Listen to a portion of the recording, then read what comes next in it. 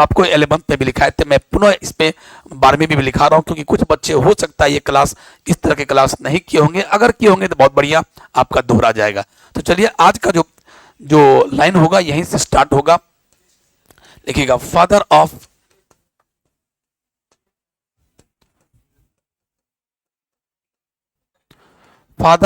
Biology,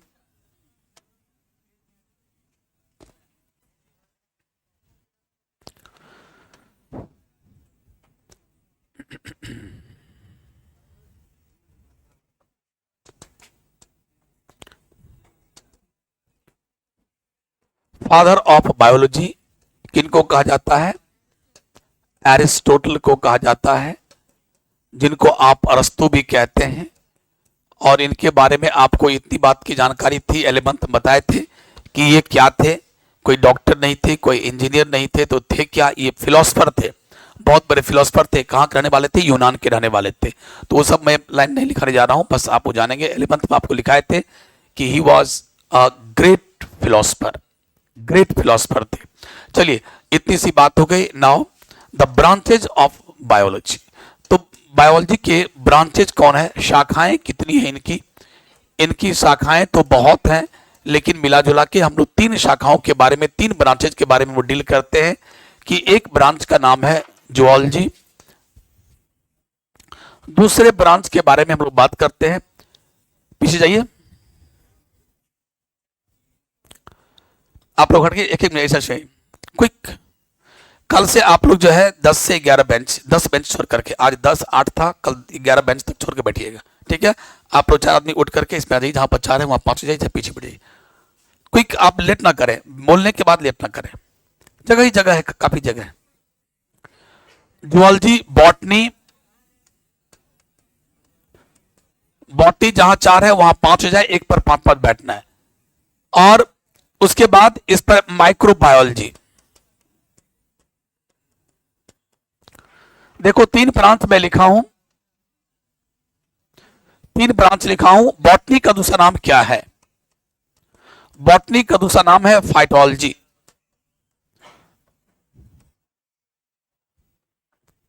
botany का दूसरा नाम है फाइटोलॉजी। तो जूलॉजी, बॉटनी और बॉटनी का नाम फाइटोलॉजी और माइक्रोबायोलॉजी, ये 3 ब्रांचेज हैं बायोलॉजी के। तो ये तीनों ब्रांचेज का नाम आप लिख लें, जूलॉजी, बॉटनी एंड माइक्रोबायोलॉजी। फटाफट लिखेंगे।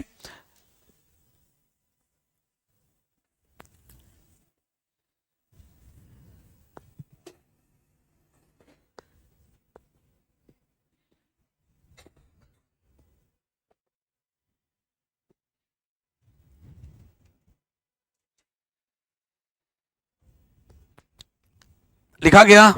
चलिए अब देखिए, आप लोग बचपन में पढ़े थे, अगर हम आपसे ये पूछें कि ये क्या लिखा हुआ है? जू, ZOO, जू पढ़ते हैं। और जू का मतलब आप लोग क्या पढ़ते थे? चिड़ियाघर, यही पढ़ते थे ना। रियल में जू का मतलब होता है एनिमल। जू का मीनिंग क्या होता है? एनिमल। आखिर चिड़ियाघर में भी तो क्या हुआ? एनिमल को ही तो रखा जाता है। तो एनिमल और लॉजी का मतलब क्या हुआ? To study. लॉजी का मतलब टू स्टडी और जू का मतलब एनिमल, बस हो तो गया। ब्रांचेस यानी बायोलॉजी का वह ब्रांच, जीव विज्ञान की वह शाखा, जिसमें in which we study about different aspects of animal, जानवर के विभिन्न पहलुओं के बारे में पढ़ते हैं। जानवर यानी एनिमल कैसे सोता होगा, एनिमल कैसे खाता है, एनिमल कैसे भोजन को पचा लेता है, एनिमल की बॉडी में कैसा हार्ट काम करता होगा, एनिमल कैसे देख पाता है, एनिमल कैसे बच्चा पैदा करता होगा, उनके सारे क्रियाकलापों के बारे में, उनकी फिजियोलॉजी के बारे में, वो क्या करता है, कैसे करता है।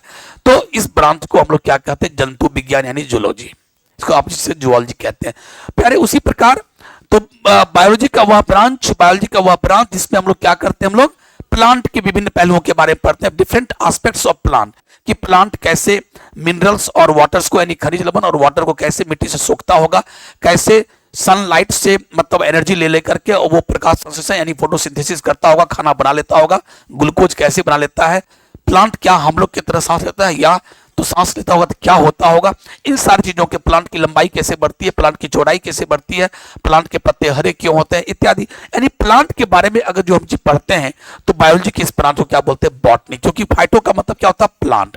फाइटो का मतलब क्या होता है? प्लांट। और लॉजी का मतलब स्टडी। जू का मतलब क्या होता है? एनिमल। जू का मतलब होता है एनिमल, और लॉजी का मतलब स्टडी। माइक्रोबायो, अब चलिए माइक्रोबायो का मतलब क्या होता है? देखिए, सबसे पहले एक वर्ड होता है माइक्रोब्स। माइक्रोब्स अगर आप नहीं बोलना चाहते हैं तो इसके लिए एक वर्ड है, क्योंकि micro organism.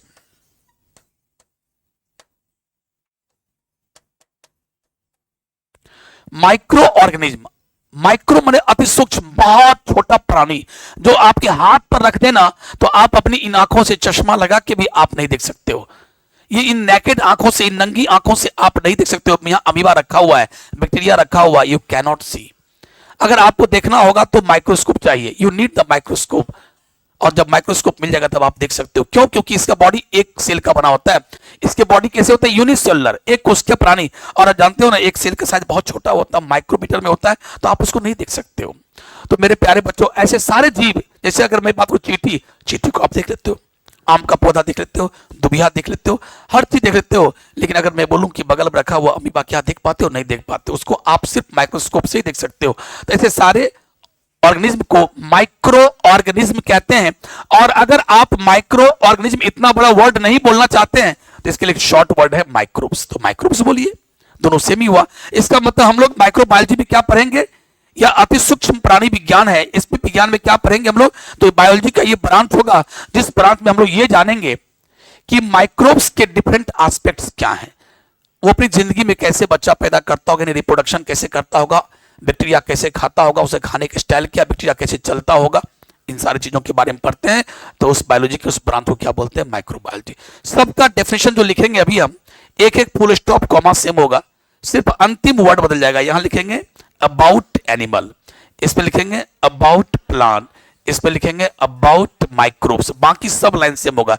It is the branch of, ऐसे ऐसे करके सारे सारे लाइन सारे वर्ड सेम होंगे।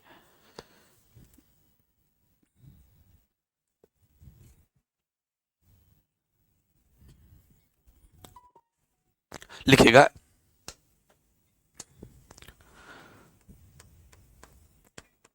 it is the branch of,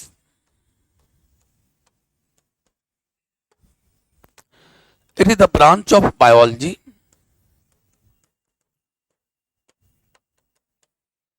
in which we study about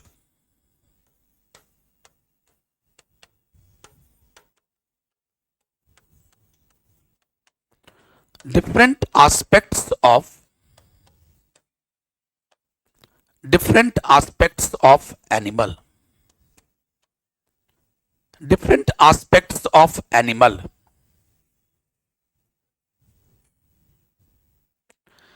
it is the branch of biology, biology का वह ब्रांच जिसमें हम लोग क्या पढ़ते हैं? एनिमल यानी जानवर के विभिन्न पहलुओं के बारे में। एस्पेक्ट्स का हिंदी क्या होता है? पहलू। It is the branch of biology, जीव विज्ञान की वह शाखा, इन विच का मतलब होता है जिसमें, वी स्टडी हम लोग अध्ययन करते हैं, अबाउट के बारे में, डिफरेंट मैंने विभिन्न पहलुओं, जानवर के, एनिमल के विभिन्न पहलुओं के बारे में बायोलॉजी के जिस ब्रांच में हम लोग अध्ययन करते हैं उस ब्रांच को जूलॉजी कहते हैं, है ना। अब चलते हैं हम लोग बॉटनी, बॉटनी की तरफ, फाइटोलॉजी। सब कुछ सेम लिखेंगे, वही फुल स्टॉप कॉमा आप लोग अपने से लिख लीजिए, फटाफट लिख लीजिए, खुद लिखिए। यहां लिखेंगे it is the branch of biology in which we study about, सब कुछ देखो वैसा ही लिख रहे हैं हम लोग, different aspects of, different aspects of plant। सब कुछ हम सेम लिखे, यहां अंतिम में एनिमल लिखे, वहां पर अंतिम प्लांट लिखे। मैं यहां भी लिख रहा हूं ठीक उसी प्रकार, यहां भी फुल स्टॉप कॉमा ठीक वैसा ही होगा। अंतिम में हम क्या लिख देंगे? Microbes. So it is the branch of, it is the branch of biology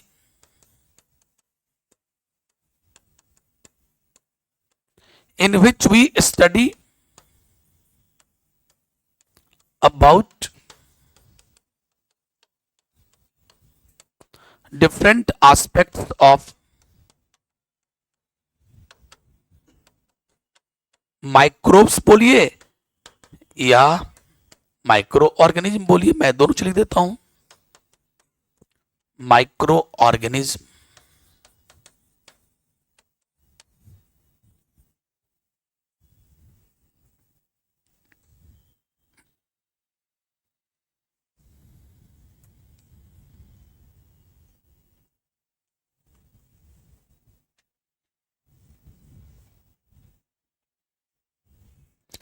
microbes बोलिए या माइक्रो ऑर्गेनिज्म, दोनों एक ही चीज हुआ। कितना आसान तो हो गया, 3 ब्रांच के बारे में आराम से बातचीत हो गई। अगर ये लिख लिए तो मैं एक एक लाइन और लिखूंगा। क्या लिखूंगा? Father of zoology, father of botany, father of microbiology. इसलिए लाइन थोड़ा सा और आप आगे बढ़ा देंगे हल्का सा, ताकि वो लाइन लिखा जाए। याद भी रखेंगे, सब दिन याद रखेंगे, ऐसा नहीं कि मैं अभी लिखाऊं और कल भूल जाएं, भूलना नहीं है। तो और कितना आसान है, बोलना बड़ा आसान है। ठीक है, चलिए शुरुआत करते हैं। अगला आप लाइन को थोड़ा सा आगे बढ़ा देंगे इससे। यहां लिखेगा फादर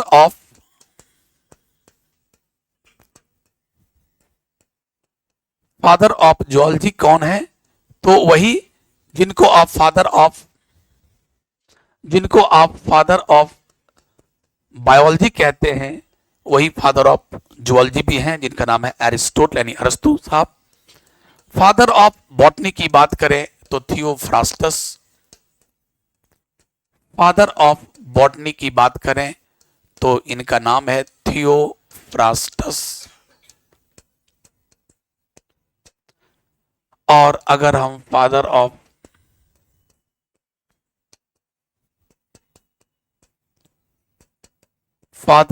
माइक्रोबायोलॉजी की बात करता हूं तो ये कौन है? ल्यूवेनहुक।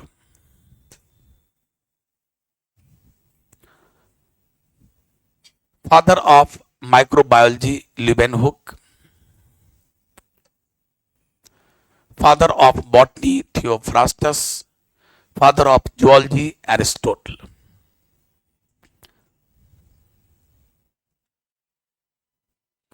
तो इस तरीके से ये छोटी छोटी बातें, या यूं समझो बायोलॉजी का इंट्रोडक्शन ये समाप्त हुआ यहीं पर। एक बार आपको 11th में ही पढ़ाए थे, आज 12th में मैंने इसे रिपीट किया। अब मैं चलता हूं, अभी मैं चैप्टर स्टार्ट नहीं करूंगा। जैसा कि सबको पता है कि कल का जो क्लास था, जो कल हम पढ़ाए थे, कितने टॉपिक्स पढ़ने, कितने चैप्टर्स पढ़ने हैं पूरी 12वीं में, तो मैंने बताया कि कितने 16 चैप्टर्स पढ़ने हम लोग को।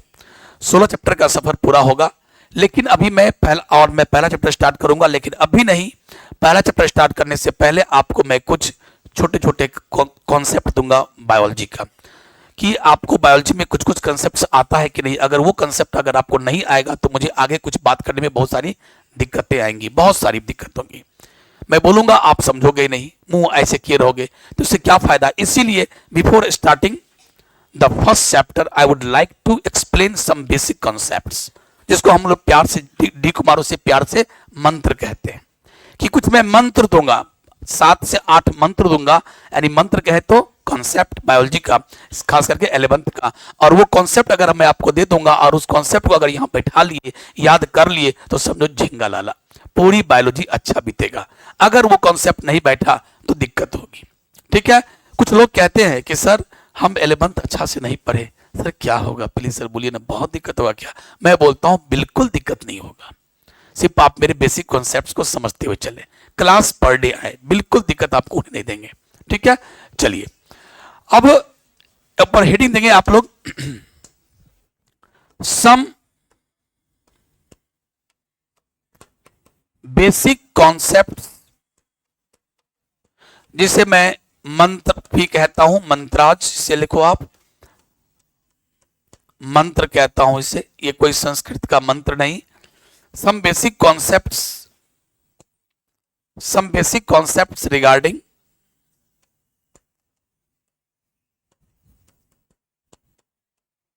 Regarding biology. बायोलॉजी से संबंधित कुछ महत्वपूर्ण मंत्र, कुछ महत्वपूर्ण ज्ञान की बातें, कॉन्सेप्ट्स मूलभूत ज्ञान की बातें क्या क्या होगी, बेसिक्स कॉन्सेप्ट्स क्या क्या होंगे। 7 से 8 या 9 कॉन्सेप्ट में जाऊंगा। कॉन्सेप्ट तो काफी हैं, बहुत सारे वर्ड्स हैं, बहुत सारी चीजें हैं, लेकिन उतना नहीं करूंगा। कुछ इतना जरूर मैं बता दूंगा कि आपका बायोलॉजी बिल्कुल आसान हो जाएगा। चलिए शुरुआत करते हैं। पहला मंत्र लिखिए। मंत्र याद होता है लोगों को, होता है ना? कोई भी मंत्र बोलिएगा, अगर बोलने की हैबिट है तो अच्छा से बोल लीजिएगा, थोड़ी बहुत बीच में हैबिट छोड़ दिए तो भूलिएगा। जैसे हम लोग जब भी खाना खाते थे तो खाना खाने से पहले से भी हम लोग मंत्र पढ़ते थे, ठीक है? तो उस पर पीसी स्कूल पटसा में हम पढ़ते थे। वहां पर क्या था, खाना खाने से पहले उसमें मंत्र होता था। खाना परोसा गया, आगे में खाना परोस दिया गया और मुंह से पानी आ रहा है, लेकिन क्या है, जब तक मंत्र नहीं होगा सबके थाली में चावल दाल जो भी है पड़ गया, और उसके बाद एक आदमी को उठना है, और वही हम ही उठते थे जनरली, और हम ही कहते थे ओम सहना बबतु सह, और मेरे पीछे सब बोलता था ओम सहना बबतु सहनो बुनक्तु सह वीर्यम करवावहै तेजस्विनाम धीतम मस्तु मां विदुषावहै ओम शांति शांति शांति। ये था। तो ये इसका तब खाना से पहले ये मंत्र होता है, ठीक है? तो ये था। उसी प्रकार बहुत तरह के मंत्र थे जब हम लोग करते थे ये पूरा योगासन, है ना, योग करते थे, वहाँ योग भी होता था। तो हर योग से पहले एक एक मंत्र था, और हर मंत्र का मंत्रोच्चारण अच्छा से कीजिए। उसका मीनिंग कोई पूछे तो मीनिंग भी बताइए, लेकिन आपको मंत्र याद होना चाहिए। तो हम लोग मंत्र करते थे, तो वो मंत्र की बात मैं नहीं कर रहा हूँ। Just I am talking about some basic concepts of the biology. The first मंत्र लिखिएगा। Gametes are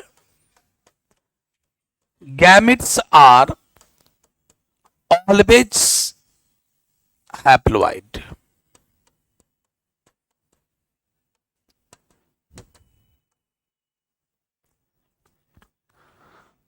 Gametes are always haploid, और अंडर ब्रैकेट आप क्या लिखेंगे, n।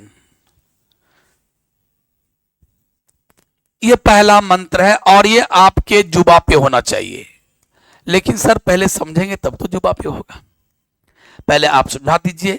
यस, मैं पहले बोलता हूं कि 1-2 बार रट लीजिए। जैसे आपको याद है, मछली जल की जीवन उसका, हाथ लगाओ बाहर निकालो। ओ माय गॉड, जबरदस्त याद है, एक बार भी नहीं चूका। नींद में भी रहोगे, मछली जल की नाली जीवन उसका पानी। नींद में भी रहोगे तो बोलोगे सही, गलती हो नहीं सकता। जॉनी देखो, सबको याद है। ईटिंग शुगर बिल्कुल याद है, भूल नहीं सकते हो। Like that, gametes are always haploid. Gametes are ऐसे याद होना है, गैमेट्स आर ऑलवेज हैप्लोइड। नींद में भी याद होनी चाहिए।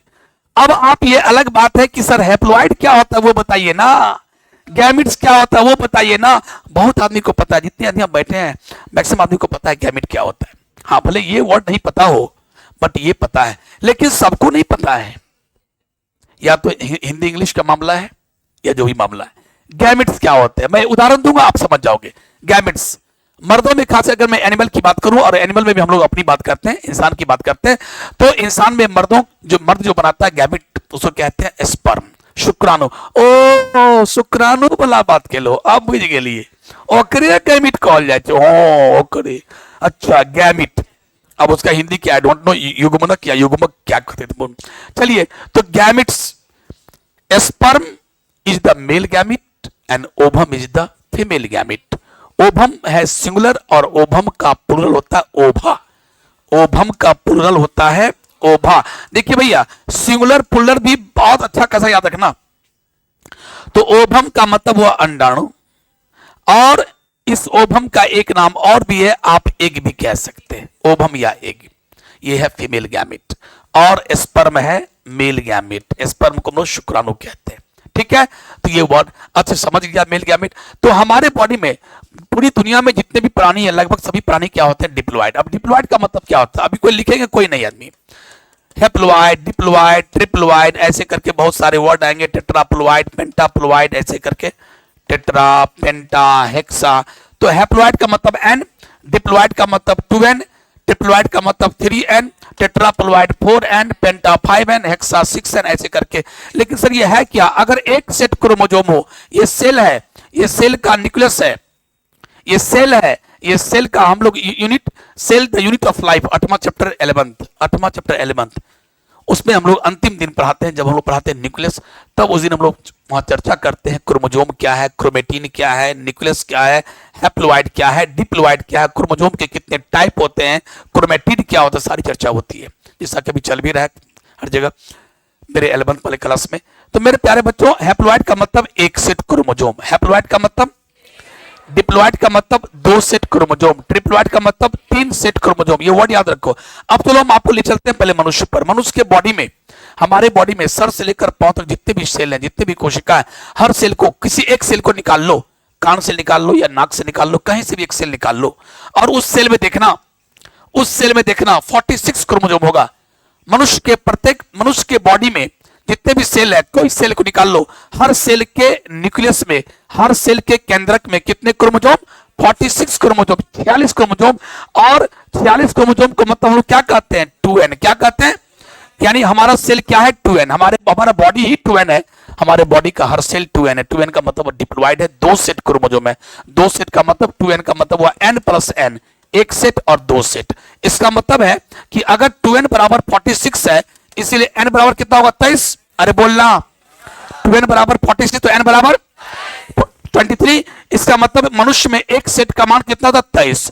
मनुष्य में, ह्यूमन बींग्स में एक सेट का मान कितना होता है, 23, यानी 23 और 23, n और n, 46 क्रोमोसोम मिलता है तो एक सेल, यानी हमारे बॉडी में 46 क्रोमोसोम है, उसमें n+n है, 23 + 23, 23 मम्मी से आया, 23 पापा से आया, 23 मम्मी से आया, 23 पापा से आया।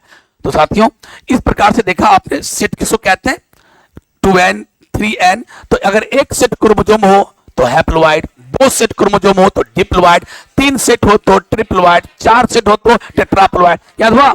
और अगर मोटा मोटी ये याद रखो कि अगर हम लोग को मेन n और 2n से मतलब है बायोलॉजी में, अगर हम बात करें 2n से ज्यादा, मोर देन 2n, यानी कौन कौन आया, 3n, 4n, 5n, 6n, 7n, 8n, इतना जो भी आगे है, तो 2n से अगर ज्यादा हो तो इसको क्या बोलते हैं, पॉलीप्लोइड। क्या बोलते हैं इसको, याद रखो बस। और नाम पूछे कि भाई मोर देन 2n तो पॉलीप्लोइड, 4n पर, लेकिन नाम बोलना है अलग अलग, 4n क्या है तो टेट्राप्लोइड, 5n क्या है तो पेंटाप्लोइड। कोई दिक्कत?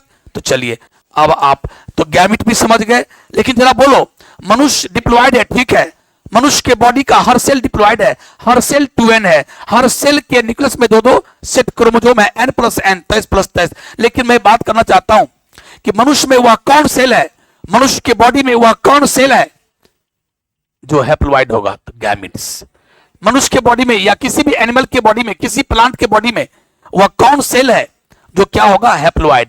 अगर मैं हम लोग अपनी बात करें तो क्या होगा, गैमिट्स। क्या बोले हम लोग, तो गैमिट्स आर ऑलवेज। तो मनुष्य डिप्लॉयड है, मनुष्य के बॉडी का हर सेल डिप्लॉयड है, हर सेल में 2n है, लेकिन आपके बॉडी में जो गैमिट्स हैं, अगर फीमेल है तो ओवम, मेल है तो स्पर्म। ये स्पर्म और ओवम क्या है, n, ये ऑलवेज n ही होता है, ठीक है, n। अब देखो, अगर ये दोनों का मिलन होता है, मान लो कि ये ओवम है, ये n है, एक सेट क्रोमोसोम, ये स्पर्म है, इसमें एक सेट क्रोमोसोम, दोनों का मिलन, आप लोग जानते हो ना कि मेल और फीमेल में सेक्सुअल इंटरकोर्स होता है, और पेनिस से वेजाइना में क्या जाता है, सीमेन। पेनिस से वेजाइना में क्या गया, सीमेन। सीमेन को क्या बोलते हैं, बीज। क्या बोलते हैं, बीज। और उस बीज में क्या होते हैं, स्पर्म। और उधर फीमेल में यहाँ पर फेलोपियन ट्यूब होता है। देखो, ये है फेलोपियन ट्यूब, ये है यूटेरस, ये है वेजाइना। यूटरस का निचला पार्ट, यहाँ पर क्या होता है, ओवरी। ओवरी के अंदर क्या बनता है, ओवम। ओवम यहाँ निकल गया, ओवम यहाँ जाके बैठ जाती है, ये हैप्लोइड है। और यहाँ क्या आया, सीमेन। भेजाना में, ये दिस इज द भेजाना। भेजाना क्या होता है, ट्यूब लाइक। इसमें क्या आया, सीमेन। सीमेन में क्या है, स्पर्म, बीज। और उस बीज में क्या है, स्पर्म। ये स्पर्म जा रहा है, ऐसे जा रहा है, एक स्पर्म जा रहा, मान लो एक ही जा रहा, आया और मिल गया। तो एक ओवम का एक स्पर्म से मिलना, एक ओवम का एक स्पर्म से मिलना, फ्यूज होना, सटना, इसको क्या कहते हैं, फर्टिलाइजेशन। क्या बोलते हैं, फर्टिलाइजेशन, यानी उसको हिंदी बोलते हैं निषेचन, ठीक है। तो मेरे प्यारे बच्चों, जब स्पर्म और ओवम का होता मिलन, देखो ओवम वहां बैठी हुई थी, स्पर्म आया, दोनों मिला, और दोनों मिलके जो बना उसका नाम है जाइगोट। क्या होगा, इसमें मान लो ये मनुष्य है, इसमें मान लो n का मान कितना 23, ये मनुष्य का ओवम है, n का मान कितना 23, 23 मिला कितना हो गया 46, यानी n n में क्या होगा 2n। तो ये था हैप्लॉइड, ये था हैप्लॉइड, लेकिन दोनों के मिलने से जो जायगोट बना, जायगोट क्या डिप्लॉइड, जायगोट क्या बन गया। इसीलिए अगला जो मंत्र होगा, जो 2-3 लाइन के बाद आगे हम लिखाने वाले हैं, जो अगला जो मेरा मंत्र है, जायगोट्स आर ऑलवेज डिप्लॉइड, जायगोट्स आर, क्योंकि जायगोट कैसे बनता है, दो गैमिट के मिलने से, दो गैमिट के फ्यूज होने से, मिलने से, और गैमिट हैप्लॉइड है, हैप्लॉइड दोनों फ्यूज हुआ, मिला तो बन गया जायगोट। तो ऑफ कोर्स जायगोट क्या होगा, डिप्लॉइड। जायगोट क्या होगा, चाहे कहीं भी पर हो, प्लांट पर हो, एनिमल पर हो, फंगस पर हो, कहीं भी पर हो, दुनिया के किसी भी लिविंग बींग्स में जायगोट वर्ड बोल दिया तो जायगोट का मतलब क्या हुआ 2n, और 2n का मतलब क्या हुआ डिप्लॉइड, और डिप्लॉइड का मतलब क्या हुआ 2 सेट क्रोमोसोम। और कहीं भी बोले, प्लांट हो, एनिमल हो, कुछ भी हो, कोई भी लिविंग बींग्स हो, अगर मैं गैमिट वर्ड बोलता हूं तो गैमिट का मतलब क्या होता है हैप्लॉइड, और हैप्लॉइड का मतलब क्या, एक सेट क्रोमोसोम। कितना सेट, एक सेट क्रोमोसोम। समझ में आया। तो चलिए आगे हम लोग सब बात लिखते हैं, शुरू करिए। तो अभी तक आप कितना लिखे, gametes are always haploid,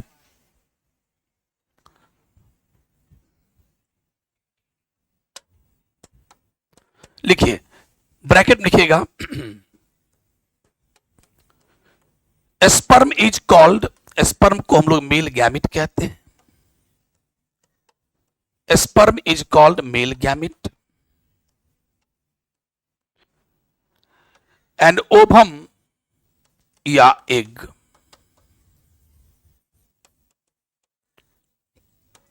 ovum और एग इज कॉल्ड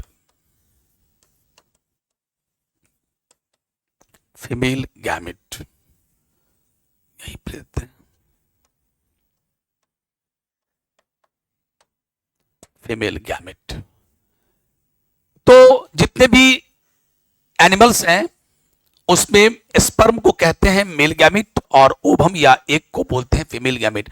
अगर हम प्लांट की बात करें तो प्लांट में मेल गैमिट को या तो मेल गैमिट ही कहा जाता है या नहीं तो एंथ्रोजोआइड। तो एक वर्ड तो याद होना चाहिए था, इन द प्लांट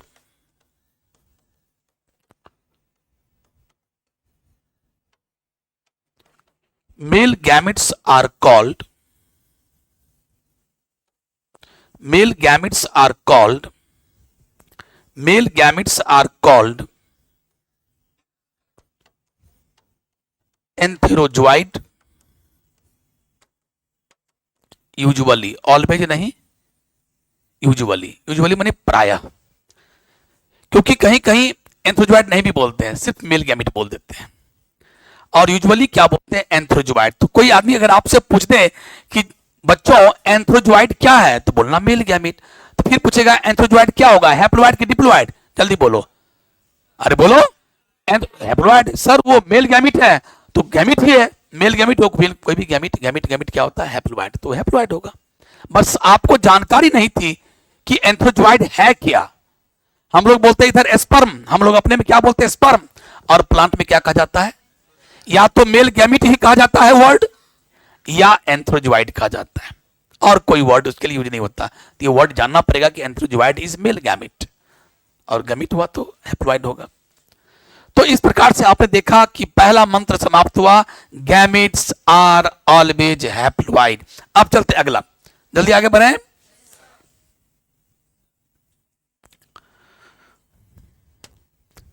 लिखिए दूसरा मंत्र। अब हम चलते हैं हैप्लॉइड का मीनिंग क्या हुआ। हैप्लॉइड का meaning,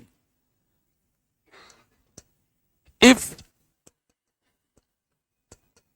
single set of chromosome is present within cell,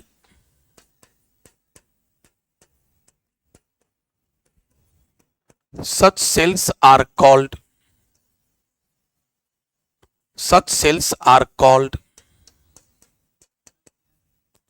haploid.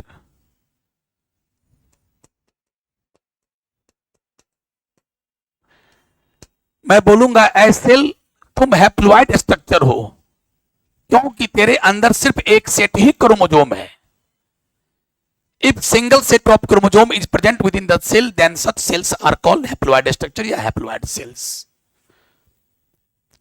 अगर मैं यहां पर लिखूं, दूसरा पॉइंट में ही मैं बता रहा हूं, अगर मैं डिप्लॉयड वर्ड लिखूं तो डिप्लॉयड इन यहां पर 2n कर देना, यहां पर n कर देना। यहां लिखो if two sets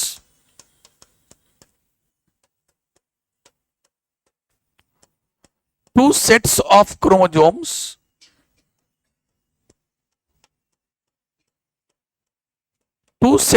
chromosomes are present within cell, cell से पहले आ लगा दो, within a cell such cells are called, इस प्रकार के सेल को डिप्लॉयड सेल या डिप्लॉयड स्ट्रक्चर लिख दो, कोई बात, डिप्लॉयड स्ट्रक्चर कहेंगे।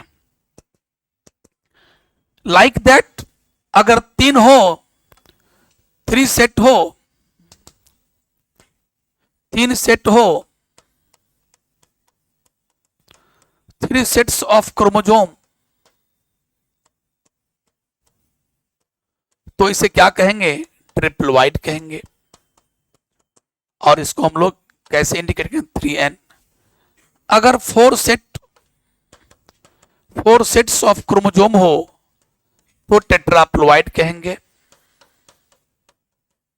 टेट्राप्लॉइड कहेंगे 4n। अगर 5 सेट ऑफ क्रोमोसोम हो तो इसको हम लोग बोलेंगे पेंटाप्लॉइड, पेंटाप्लॉइड कहेंगे।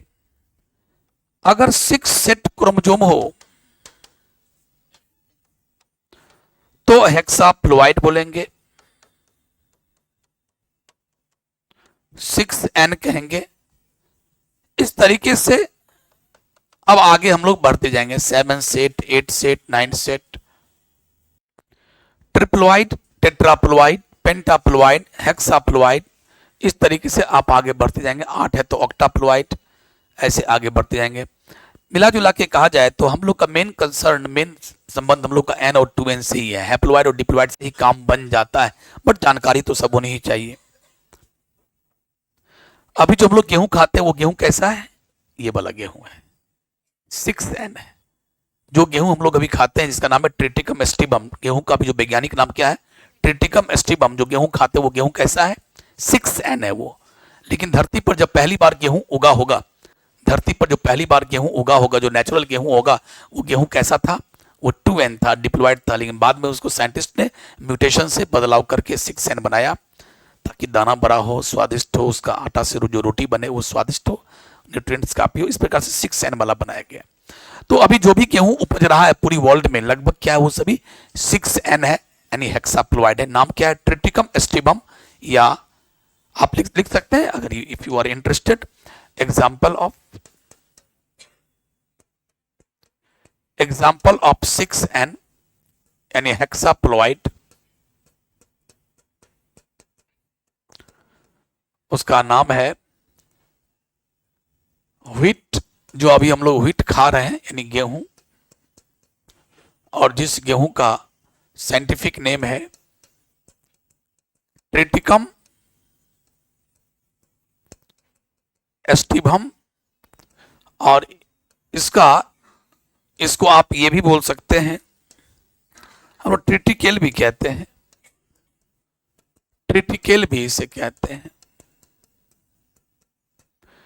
जो गेहूं हम लोग आज खाते हैं वो ट्रिटिकम एस्टिबम है, जिसको ट्रिटिकेल भी कहते हैं। ये हेक्साप्लॉइड का एग्जांपल है, 6n का एग्जांपल है, जस्ट आपको मैंने एक दे दिया एग्जांपल।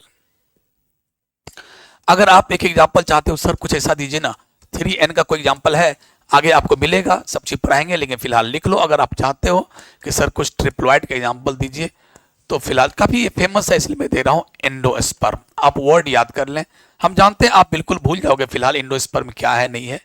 एंडोस्पर्म जो कि क्या होता है, ये सीड के अंदर होता है, सीड के अंदर एंडोस्पर्म होता है। बीज के अंदर होता है, और एंडोस्पर्म का हर सेल क्या होता है, ट्रिप्लोइड होता है, उनमें तीन तीन सेट क्रोमोजोम होते हैं। तो कम से कम कोई पूछ सकता है कि कोई एक ऐसा एग्जांपल दीजिए जहां पर तीन सेट क्रोमोजोम हो, तो बोलना एंडोस्पर्म का सेल। कोई ऐसा बोलिए लिविंग बींग्स जिसमें हर सेल में छह छह सेट क्रोमोजोम हो, तो बोलना गेहूं, ट्रिटिकम मिस्टिबम, है ना, इतना तो बोल सकते हैं। डिप्लॉयड, बाकी डिप्लॉयड पूरी दुनिया ही डिप्लॉयड है।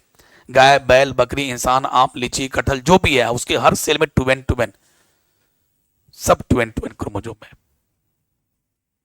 यहां लिख सकते हैं नोट में आप,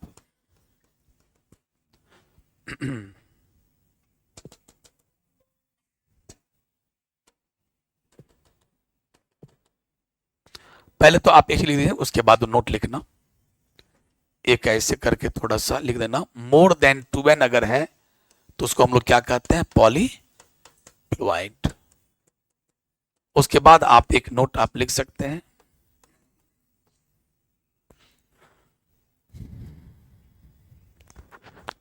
क्या भी लिखाने वाले थे अभी, हम कुछ बोल रहे थे, क्या नोट मिस कर गए, दिमाग से कुछ बोल रहे थे, note. Very good, exactly. Most of the living beings, most of the living beings,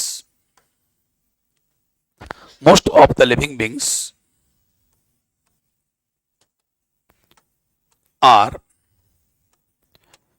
an example of diploid।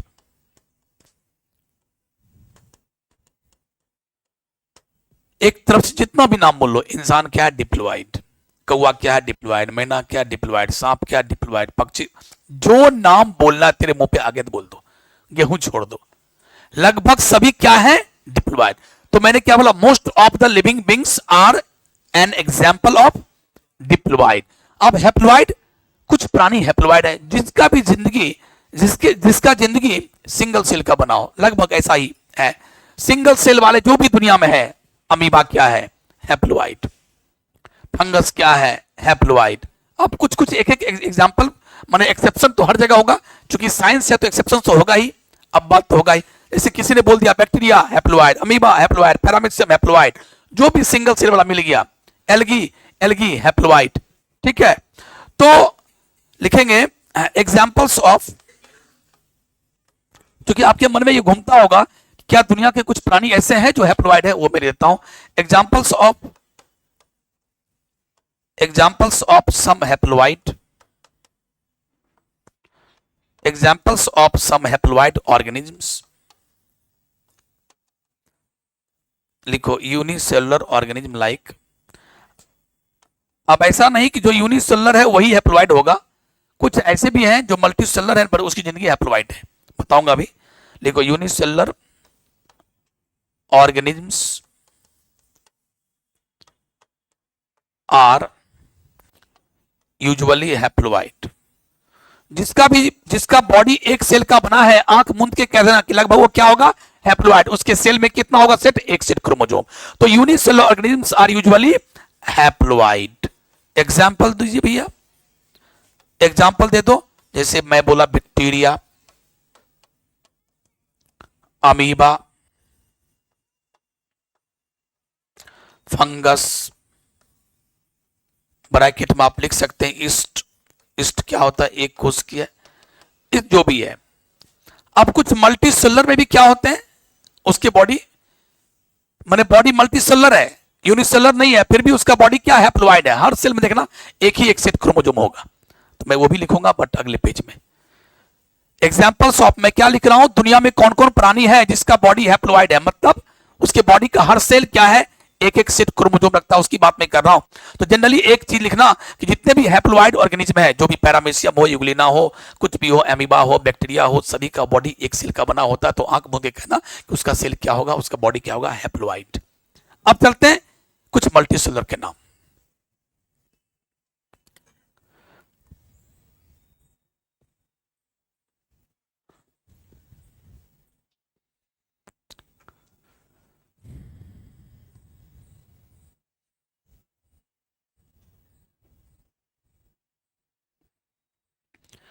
ये हैप्लॉइड और डिप्लॉइड वाली बात समझ में आ रही है सब आदमी को? बस एक सेट क्रोमोसोम, दो सेट क्रोमोसोम, एक सेट क्रोमोसोम, दो सेट क्रोमोसोम।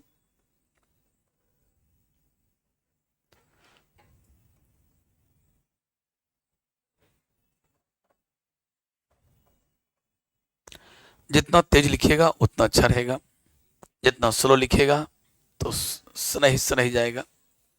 सनही सनही बुझते हो? धीरे धीरे। उस पर एक चुटकुला है बहुत बढ़िया, लेकिन पहले पढ़ लो। सनही सनही, सनही सनही। चलिए दूसरा है कि सम मल्टी सेलुलर ऑर्गेनिज्म। बॉडी क्या है? मल्टी सेलुलर, बहुकोष्ठीय है, मल्टी सेलुलर है, लेकिन उसका बॉडी कैसा? हैप्लॉइड है। उसके बॉडी का कोई भी सेल निकालो एक ही सेट क्रोमोसोम होगा, जैसे ब्रायोफाइट है, गैमेटोफिटिक स्टेज। लिख रहा सम, बस ये लास्ट लाइन लिख रहा हूं, some haploid, some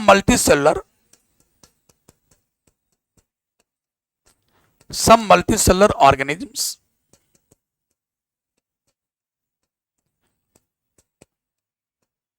are example of haploid। Example दे दीजिए। ड्रोन, मधुमक्खी के घोंसले में ड्रोन, ड्रोन हनी बी।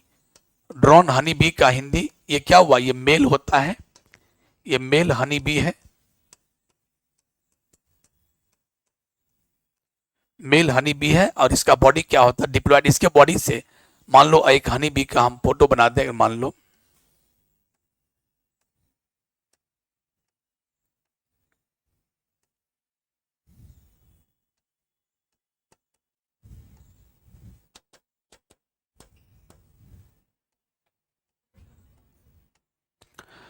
ये एक मेल हनी बी का हमने फोटो बनाया, मेल हनी बी। आप लोग को बता दें कि मधुमक्खी के घोंसले में तीन प्रकार के मधुमक्खियां रहती हैं। एक होता है माने क्वीन, तीन प्रकार, क्वीन, वर्कर, ध्यान सुनिएगा, क्वीन, वर्कर और ड्रोन। तीन तीन प्रजाति के एक मधुमक्खी के घोंसले में तीन प्रकार के क्या होते हैं? मधुमक्खियां होती है। कुछ का नाम क्वीन होता है, बहुत सारे वर्कर होते हैं, और कुछ ड्रोन। ये भी फीमेल है। देखो ये फीमेल का सिंबल है, और ये किसका सिंबल है भाई साहब? मेल का। यानी ये दोनों क्या है? फीमेल।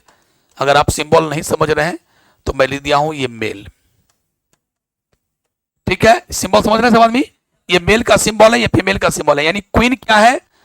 फीमेल। वर्कर क्या है? वर्कर नाम से लग रहा है सुनने में कि वर्कर क्या होगा? मेल। नहीं, वर्कर क्या है? फीमेल। डब्ल्यू से वर्कर, डब्ल्यू से वुमेन, याद रखना। ये भी यानी ये फीमेल, ये क्या है? मेल। दूसरी बात, इसका बॉडी डिप्लॉइड है, इसका बॉडी डिप्लॉइड है। यानी इसके बॉडी से, इस मधुमक्खी के बॉडी से कहीं से भी सेल निकाल लो दो सेट क्रोमोसोम, कहीं से भी निकाल लो दो सेट क्रोमोसोम। लेकिन ड्रोन के बॉडी से कहीं से भी सेल निकाल लो सिर्फ एक सेट क्रोमोसोम। कहानी क्या? आप बहुत आगे लंबी चौड़ी कहानी को आगे बताएंगे। फिर आज याद कर लो कि ड्रोन मल्टी सेलुलर है, इतनी बड़ी मधुमक्खी है, लाखों सेल इसके बॉडी में होगा, लेकिन हर सेल क्या है? हैप्लॉइड। तो हैप्लॉइड। और दूसरा एग्जांपल मैं मिटाता हूं, ये लिखना है, लिख लो। और तीसरा एग्जांपल है, ये मधुमक्खी का घोंसला है ना, इसको बोलते हैं हाइव। हाइव मतलब घोंसला, हाइव ऑफ हनी बी। देखो जो मेरे मुंह से निकल गया वो लिख लिया करो, hive of honey bee. Hive माने क्या होता? मधुमक्खी का घोंसला, है ना। छाता, छाता लिखो।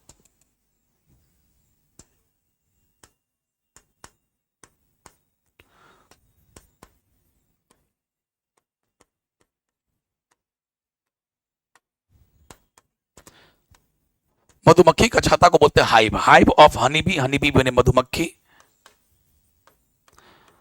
और उस मधुमक्खी में तीन तरह की मधुमक्खियां रहती हैं,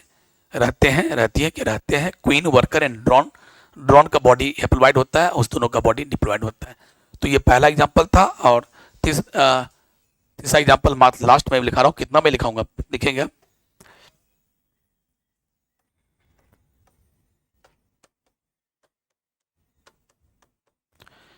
gametophyte of bryophyta, gametophyte of bryophyta, pteridophyta, etc। ये सब क्या है? ये पौधा का नाम है। ब्रायोफाइटा प्लांट्स का नाम है। टेरिडोफाइटा प्लांट्स के ग्रुप का नाम है। थैलोफाइटा, ब्रायोफाइटा सबने सुने हो। गैमेटोफाइट ऑफ ब्रायोफाइटा, और इसमें थैलो छूट ही गया थैलोफाइटा, पहले थैलोफाइटा ही लिखना चाहिए था। थैलोफाइटा माने एल्गी, ये सब क्या होता है? तो ये था आज की पढ़ाई, बस इतनी, बहुत ज्यादा ही टाइम हो चुका है, आप जाइए। तो मैंने आपको बताया हैप्लोइड डिप्लोइड क्या होता है, सिंगल सेट और डबल सेट क्रोमोसोम क्या होता है, ये मैंने बताया, गैमिट्स क्या होते हैं। चलिए इसके आगे का जो आगे जो मंत्र है वो कल होगा। क्यों मन लग रहा है कि नहीं मन लग रहा है? ये जो मंत्र आप सीख रहे हो, अभी आपका चैप्टर स्टार्ट नहीं हुआ, बट आपको बस कॉन्सेप्ट और कुछ मंत्र दे रहे हैं, चीजों को दिमाग में रखना। मैं क्या लिखा हूं ये आपको समझ थोड़ा कम आया होगा। गैमेटोफिटिक यानी गैमेटोफाइट ऑफ ब्रायोफाइटा, प्लांट का नाम, प्लांट के ग्रुप का नाम है। ब्रायोफाइटा में दो स्टेज होता है, गैमेटोफाइट और स्पोरोफाइट। गैमेटोफाइट हर का बॉडी का हर सेल क्या होगा? हैप्लोइड। टेरिडोफाइटा का जो गैमेटोफाइट होगा उसका बॉडी का हर सेल क्या होगा? हैप्लोइड। थैलोफाइटा तो अपने आप में हैप्लोइड होता ही है। ठीक है, चलिए ये अपने आप में ही थैलोफाइटा, पूरा होल थैलोफाइटा पूरा क्या होता है? जल्दी लिख लीजिए, लिख लीजिए। पूरा थैलोफाइटा, थैलोफाइटा में क्या होता है? गैमेटोफिटिक कुछ नहीं होता, पूरे थैलोफाइटा क्या होता है?